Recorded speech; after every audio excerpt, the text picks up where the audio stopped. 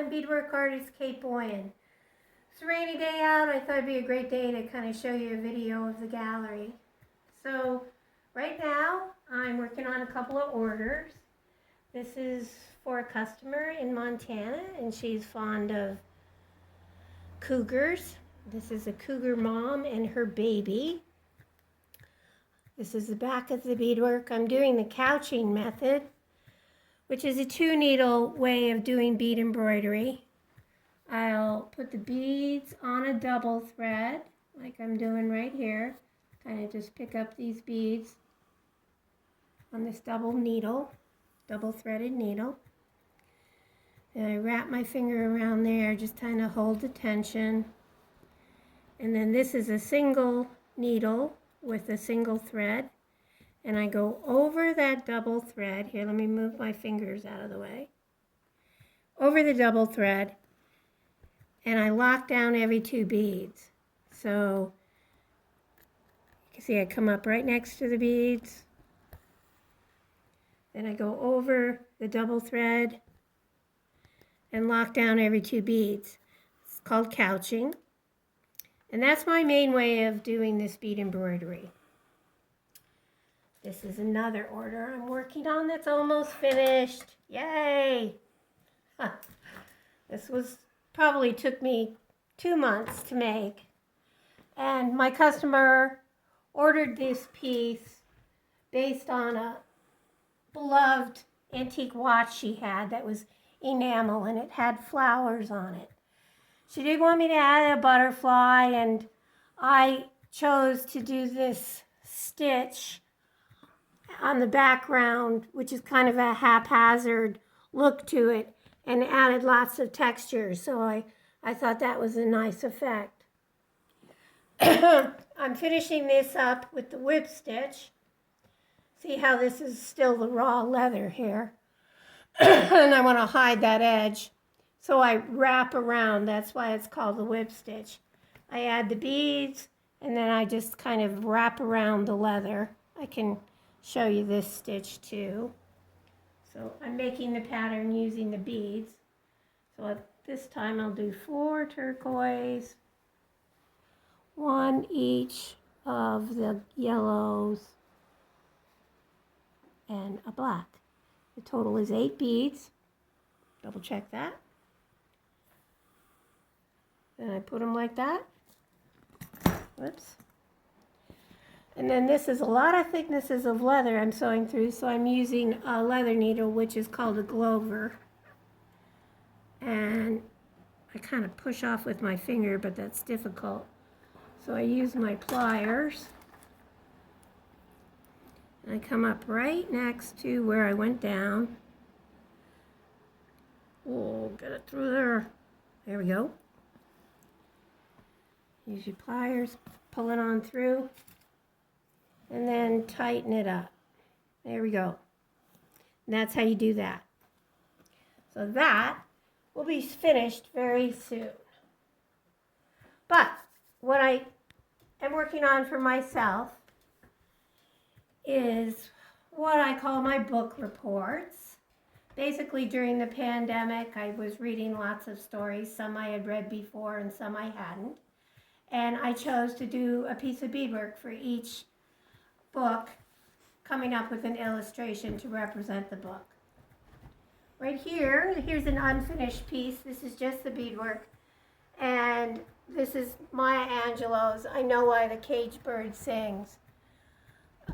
It's such a stressful time this past year with Black Lives Matter and a lot of things happening in the news. So I thought it was a timely book to read and something to focus on.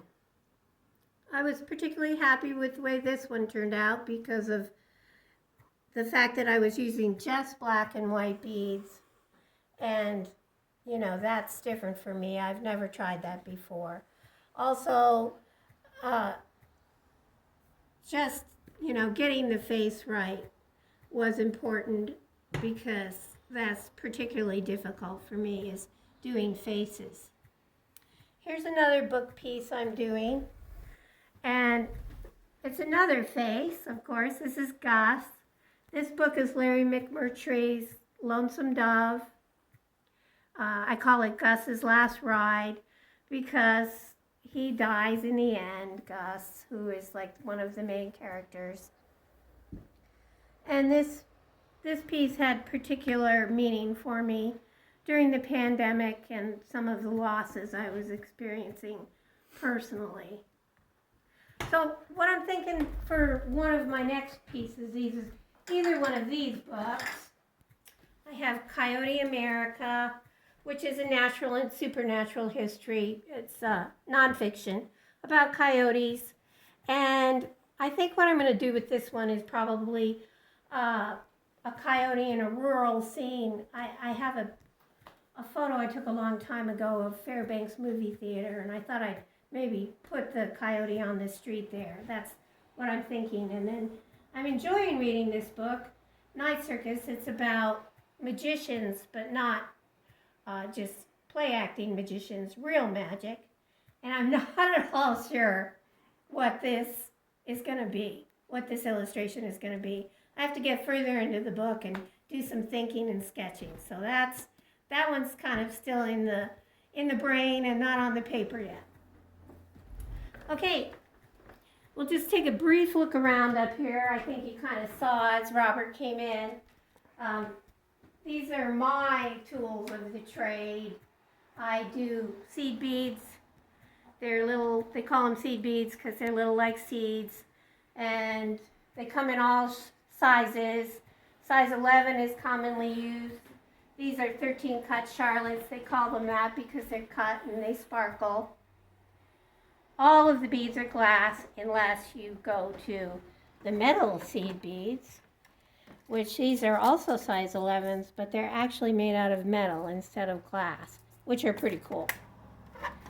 And then I use a lot of the 15s because they're real small and you can get good detail. Okay, let's go downstairs and I'll show you a couple more book pieces.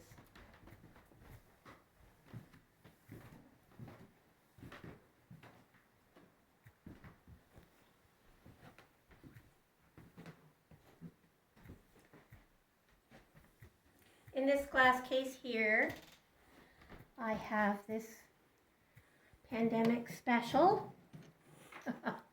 I was reading The Metamorphosis by Franz Kafka, and in his story, he wakes up in the morning and he is no longer human and he is a giant dung beetle. So I thought the fact that he was stuck in his room because he couldn't get out because all of a sudden he was a beetle kind of had particular meaning to all of us and the isolation we were feeling during this pandemic, having to stay home and stay away from everyone. So I thought it was a good story to read and then illustrate. Plus I really like beating bugs, so that was fun for me.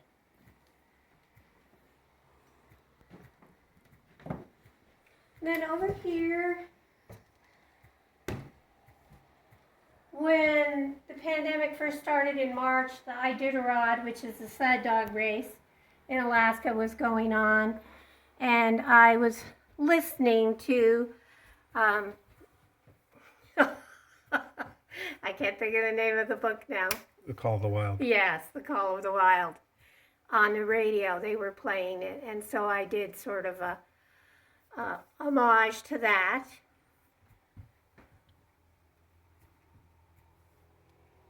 And then this is one of my favorites. Of course, Alice in Wonderland is a story we all love. And I did not a white rabbit, but the rabbit hopping down the trail, getting ready to go down the rabbit hole. And I have the mushrooms in there, which are part of the story. I've got a few of the little caterpillars there at the bottom. On this side, I have the looking glass with Alice when she's big. The little mouse holding up the looking glass for her. And I decided to do a crown for the Queen of Hearts instead of a playing card. I messed around with that for a while.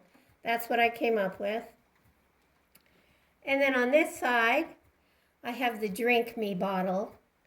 And of course, the rabbit skull, because the Queen of Hearts was always saying, off with their heads. And that poor rabbit's head came off. So anyway, just thanks for coming in and checking out Kate's gallery on this rainy day. See ya.